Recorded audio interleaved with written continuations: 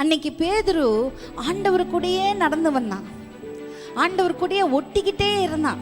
ஆண்டவரே, நான் தான் பெஸ்ட் சீஷன், ஆண்டவரே நான் தான் உங்களை ரொம்ப லவ் பண்ணுறேன், ஆண்டவரே உங்களை விட்டு விலகி போகவே மாட்டேன், ஆண்டவரே நீங்கள் எது சொன்னாலும் நான் உங்கள் கூடயே இருப்பேன், ஆண்டவரே உங்களுக்கு எதுவுமே நடக்காமல் நான் உங்களை பாதுகாப்பேன்.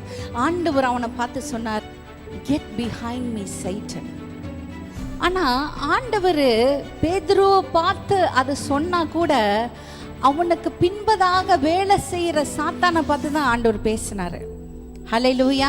ஏன்னா ஆண்டவருக்கு ஒரு சித்தம் இருந்தது, அந்த சித்தம் நிறைவேறக்கூடாததுக்காக பேதுருவை பயன்படுத்தி சாத்தான் பேசி கொண்டிருந்தான்.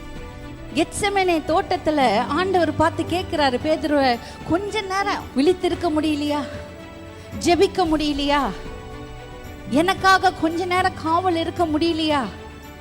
நான் உங்களுக்காக தான் நான் ஜெபிச்சுட்டு இருக்கிறேன், உங்களுக்காக தான் நீங்க குடிக்க வேண்டிய இந்த கப்பை நான் குடிக்க போறேன். ஆனா உங்களால ஒரு மணி நேரம் ஜெபிக்க முடியல. ஆண்டவரை பிடிக்க போற நேரத்துல உடனே எல்லாருக்கும் ஒரு எழுப்புதல். ஹல்லேலூயா. எல்லாருக்கும் ஒரு எழுப்புதல். எப்படியாவது இயேசுவை நான் காப்பாற்றணும், எப்படியாவது நான் தடை செய்யணும். உடனே பேதுரு என்ன பண்றா, காதை வெட்டுறான்.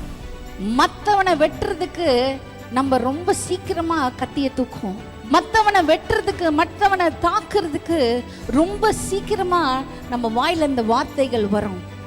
ஹல்லேலூயா. ஆனா ஆண்டவர் என்ன பண்றாருன்னா அந்த காதை எடுத்து மறுபடியும் ஒட்ட வச்சிடுறாரு. இதெல்லாம் நீ செய்யக்கூடாது, இதெல்லாம் நீ செய்யக்கூடாது. ஏன் தெரியுமா?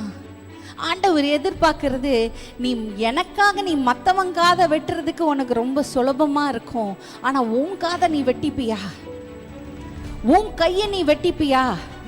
பேதுருவால நீ இயேசு கூட தானே இருந்தேன்னு சொன்னதுக்கே ஓடி ஒளிஞ்சு மறுதளிச்சான். இன்னைக்கு பல தடவை நாங்களும் அதுதான் செய்யறோம். மற்றவன் காதை வெட்டுறதுக்காக, மற்றவன் வாழ்க்கையில வார்த்தைகளை சொல்லும்படியாக, மற்றவங்களை கண்டெம் பண்றதுக்காக, மற்றவனை சரி செய்யும்படியாக நாங்கள் அநேக நேரத்தில் ஆண்டவருக்காக ஆண்டவர் நாமத்தில் எழும்புறோன்னு நினைச்சுக்கிட்டு நம்ம கிட்ட என்ன இருக்குன்னு நம்மளால பார்க்க முடியும். எல்லாரும் சொல்லுவோம், ஆண்டவரே உங்களுக்காக நான் மரிப்பேன். ஆண்டவர் சொல்றாரு, நீ எனக்காக மரிக்க வேண்டாம், உனக்காக நான் ஏற்கனவே மரிச்சிட்டேன், எனக்காக ஜீவ பலியாக நீ வாழ வேண்டும் என்று ஆண்டவர் சொல்றாரு. ஆனா ஆண்டவருக்காக நாங்க ஜீவிக்க விருப்பப்படல. ஆண்டவர் நமக்கு கொடுக்கிற நன்மைகளை பெற்றுக்கொண்டு நமக்காக நாங்க வாழ நாங்க ஆயத்தமா இருக்கிறோம். எத்தனை பேரால உண்மையா சொல்ல முடியும், நான் ஆண்டவருக்காக ஒரு ஜீவ பலியாக? அந்த பலிக்கு அர்த்தம் என்னன்னு தெரியுமா?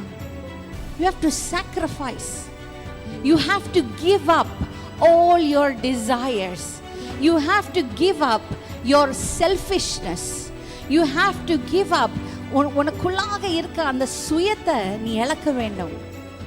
ஹல்லேலூயா.